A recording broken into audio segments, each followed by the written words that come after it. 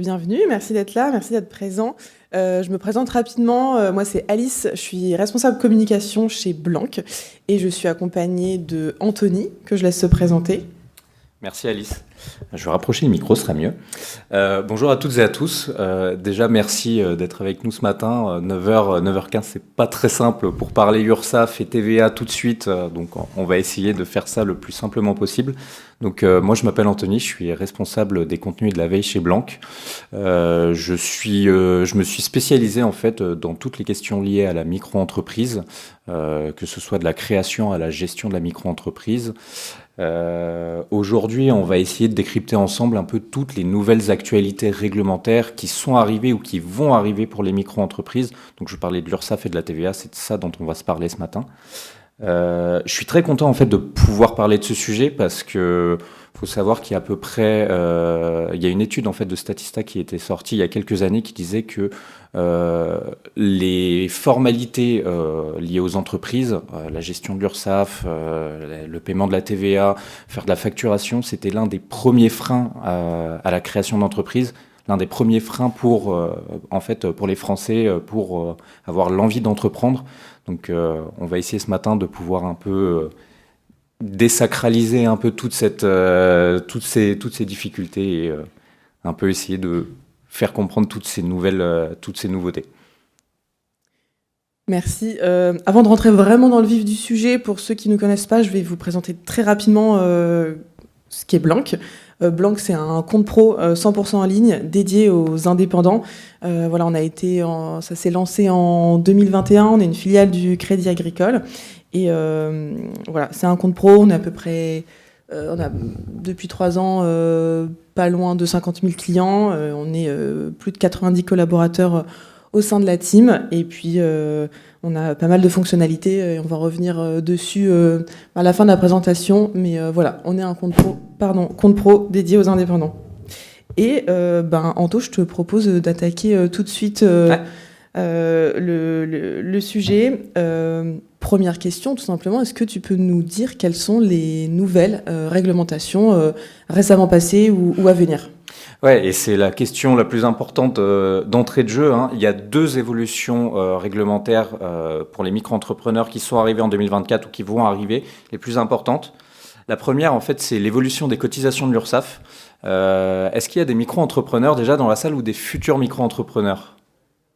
Vous avez peut-être dû recevoir au mois de juillet un email de l'URSSAF disant justement que les cotisations URSSAF allaient augmenter.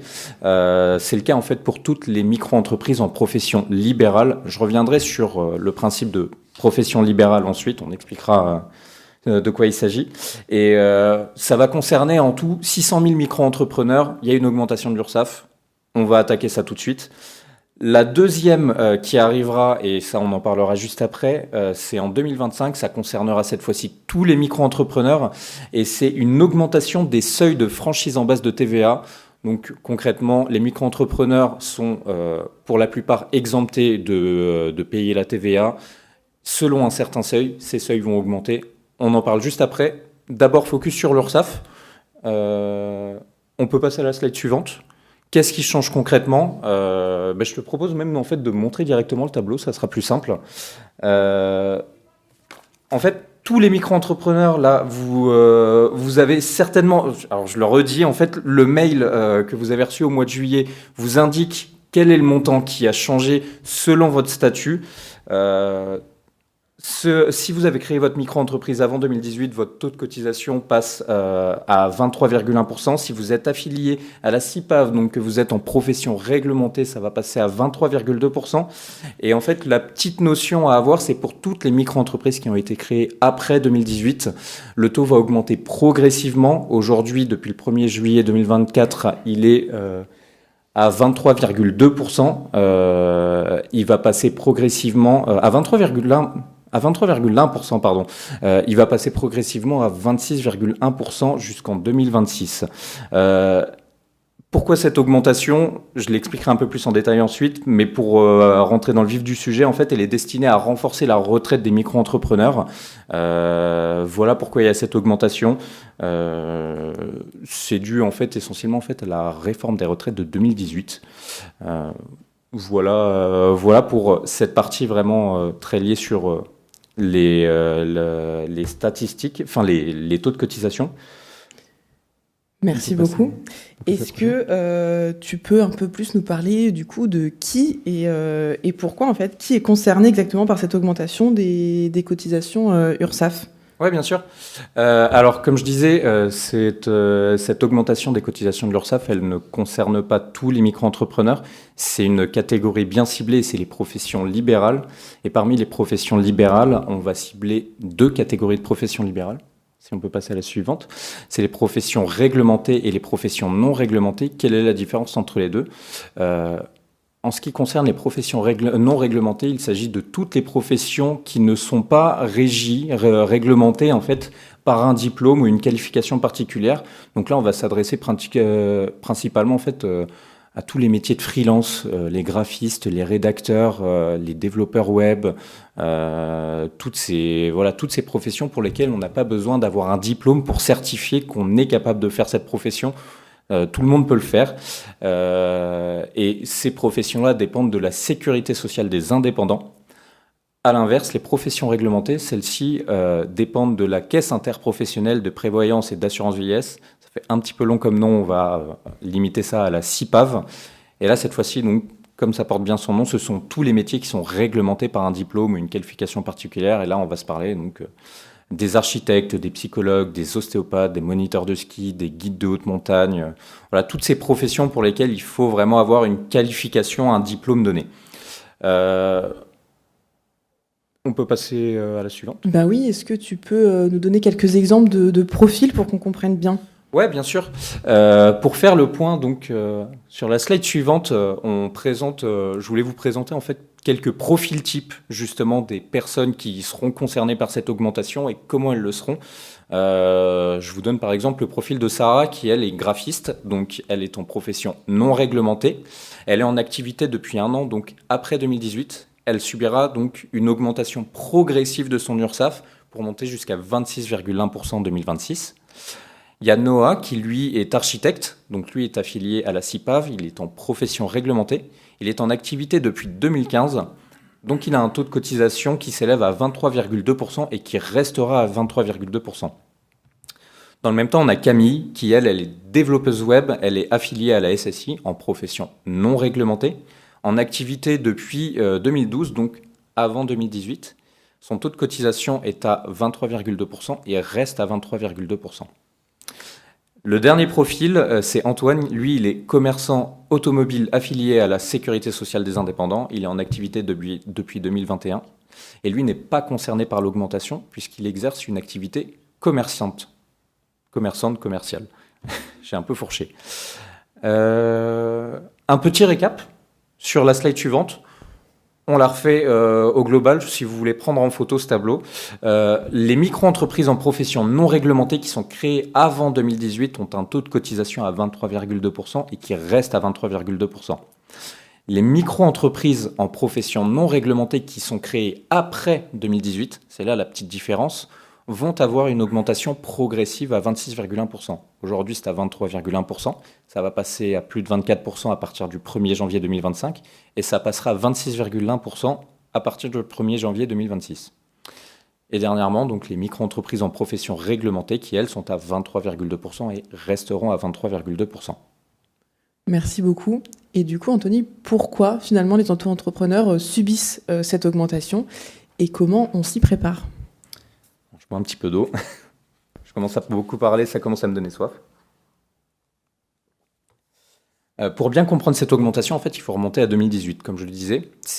Tout ça est lié en fait à la réforme des retraites de 2018, dans laquelle en fait il y a eu une sorte de vide juridique. Une partie en fait des micro-entreprises avait été oubliée dans le volet des retraites complémentaires. Ce qui a fait que, en fait, de la période de 2018 à au 1er juillet 2024, les micro-entrepreneurs en profession libérale ne cotisaient pas à la retraite complémentaire. Donc, ils se retrouvaient en fait avec une retraite moins avantageuse que le reste des entrepreneurs. C'est pour ça en fait que pour contrecarrer le coup, il a fallu réaugmenter les cotisations URSSAF. les faire augmenter d'un cran pour pouvoir faire cotiser les entrepreneurs à la retraite complémentaire.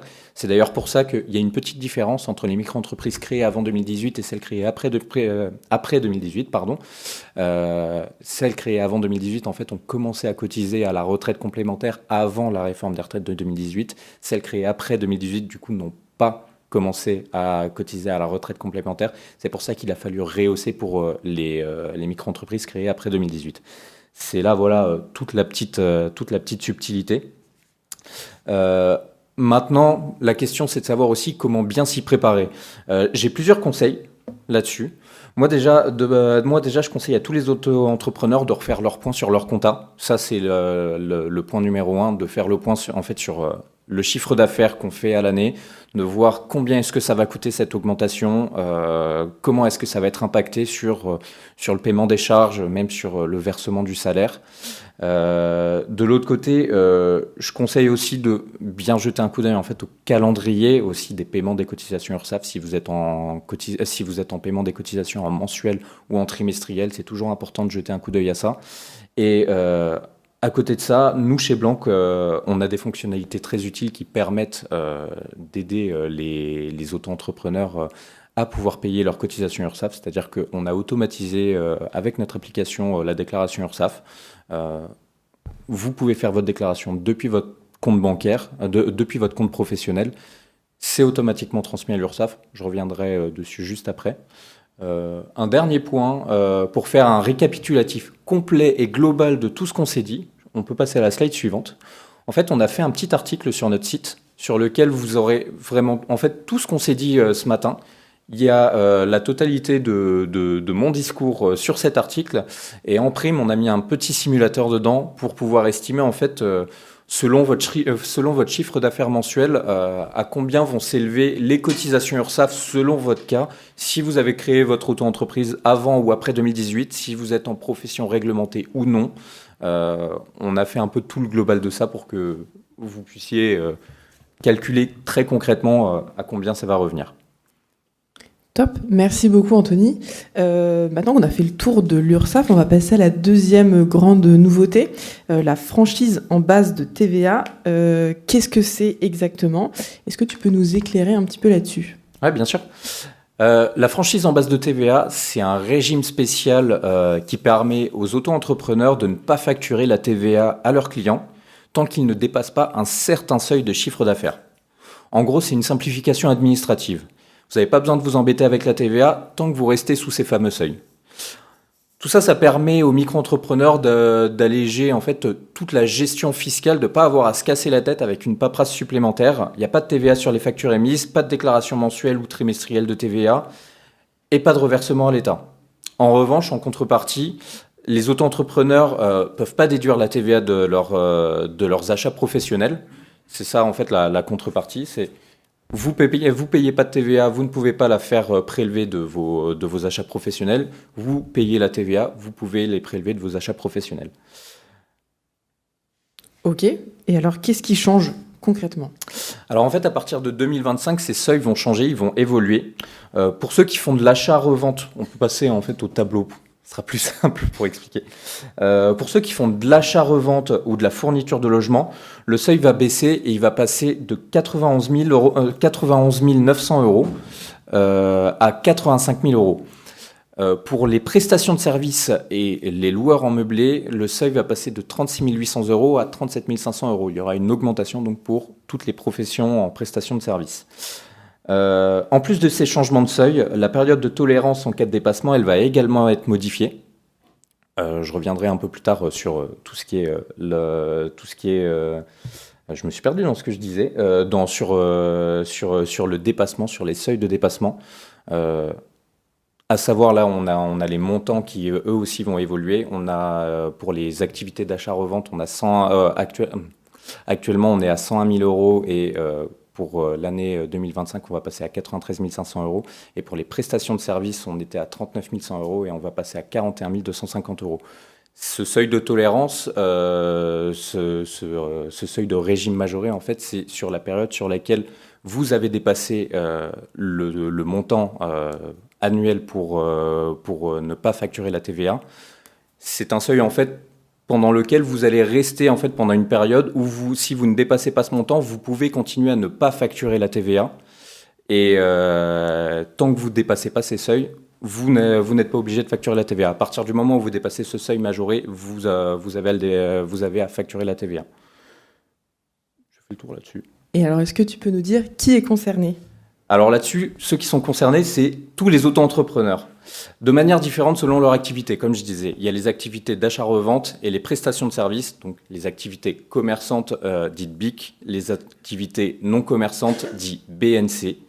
On peut passer à la slide suivante pour présenter cette fois-ci. Je reprends les petits profils que j'avais présentés juste avant. Le profil de Sarah qui, elle, est graphiste, donc elle est en prestation de service. Elle génère un chiffre d'affaires annuel de 37 000 euros. Elle est donc aujourd'hui en dessous des seuils de franchise comparé... alors à partir de 2025 plutôt, elle sera en dessous des seuils de franchise, alors qu'aujourd'hui elle est encore au-dessus des seuils de franchise. Noah, lui qui est architecte, qui est également en prestation de service, il génère un chiffre d'affaires annuel de 57 000 euros. Donc lui, il sera au-dessus des seuils de franchise et au-dessus des seuils de tolérance. Camille, qui elle est développeuse, elle est également en prestation de service. Elle génère un chiffre d'affaires annuel de 40 000 euros. En étant à 40 000 euros, elle est au-dessus du seuil de base, mais elle est en dessous du seuil majoré, ce qui fait qu'elle va avoir en fait une période de tolérance pendant laquelle elle pourra continuer à facturer sans TVA.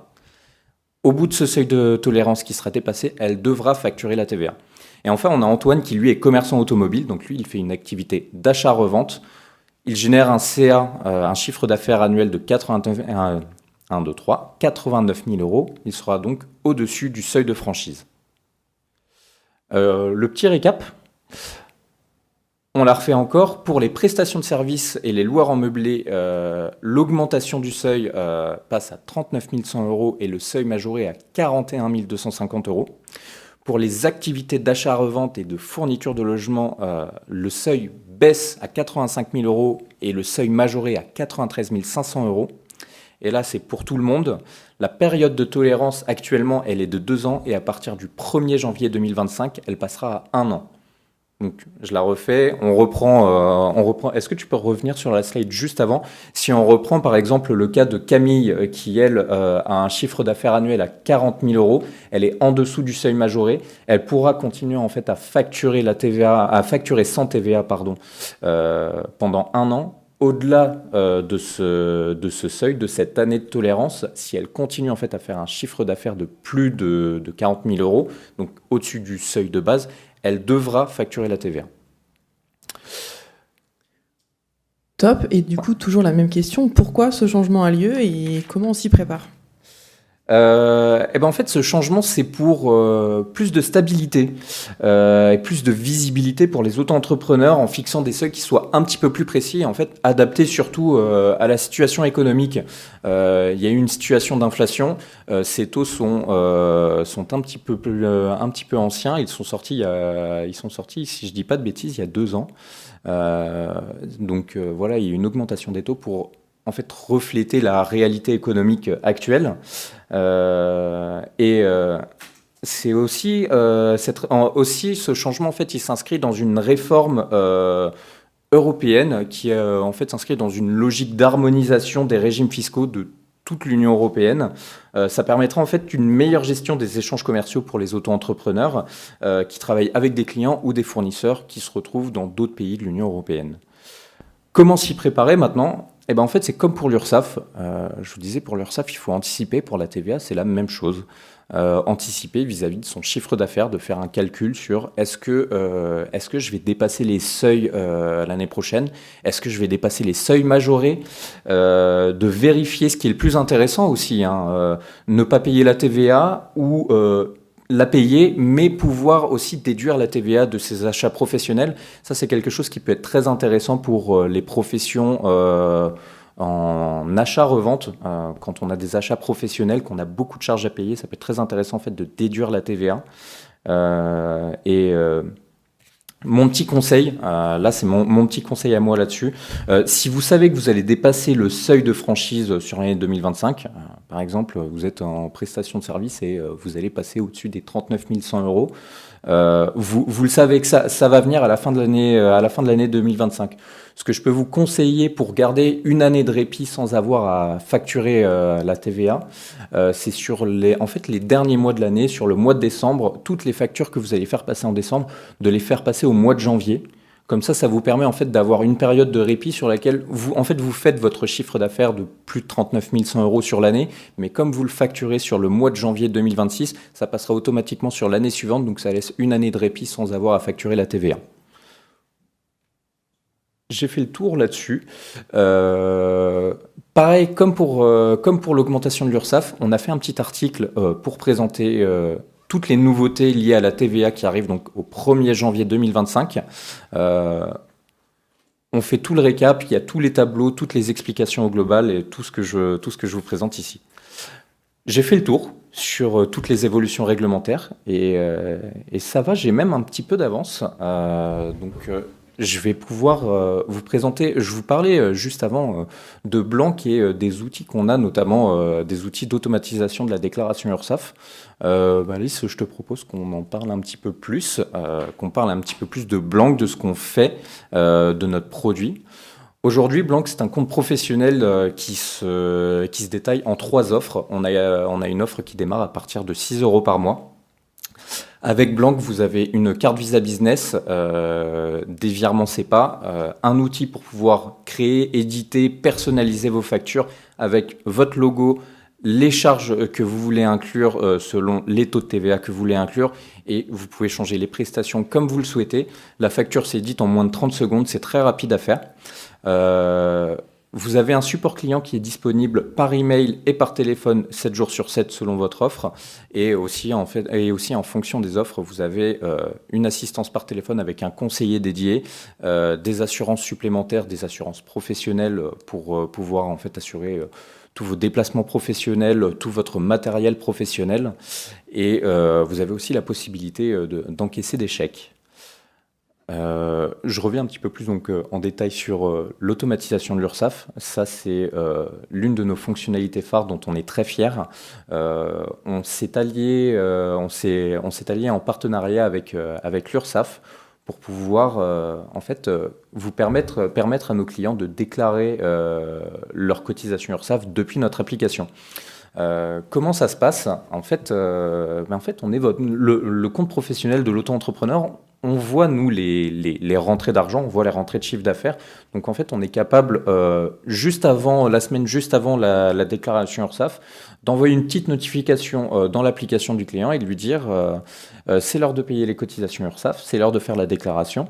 On a vu que sur le mois de septembre, tu as généré... 2500 euros de chiffre d'affaires. Voici ce qu'on a vu sur ton compte professionnel. Est-ce que tu veux déclarer ce montant à l'URSSAF ? Là, au client de choisir s'il veut déclarer ce montant ou s'il y a une modification à faire parce qu'il y a une facture qui s'est rajoutée qui n'a pas été encaissée sur le compte professionnel. La modification peut être faite. Nous, ensuite, vous validez le montant du chiffre d'affaires. Et derrière, nous, on fait le calcul avec l'URSSAF qui nous transmet le taux de cotisation à jour des cotisations URSSAF. On vous dit, voici ce que vous avez à payer comme cotisation URSSAF. Vous avez 500 euros de cotisation URSSAF à payer pour le mois de septembre. Est-ce que vous validez ce montant ? Est-ce que tout est OK ? Vous l'envoyez. Nous, derrière, l'URSSAF prélève le montant sur le compte Blanc. Fin de l'histoire. Il n'y a pas besoin de se mettre un rappel sur l'agenda et de ressortir toutes les factures pour faire toutes les additions. En fait, c'est ça la simplicité, la simplicité de cette automatisation. C'est que tout se passe depuis l'application. On vous envoie des notifications sur votre application pour pouvoir être tenu au courant de tout ce qui se passe. On a fait le tour. Est-ce qu'il y a des questions ? Merci beaucoup, en tout cas, Anthony. Et si vous avez des questions, n'hésitez pas à venir nous voir là, ici, tout de suite. Et sinon, on a le stand, on est au stand C20. Donc, n'hésitez pas, c'est juste à côté. Vous pouvez venir nous voir. Merci beaucoup. Merci beaucoup.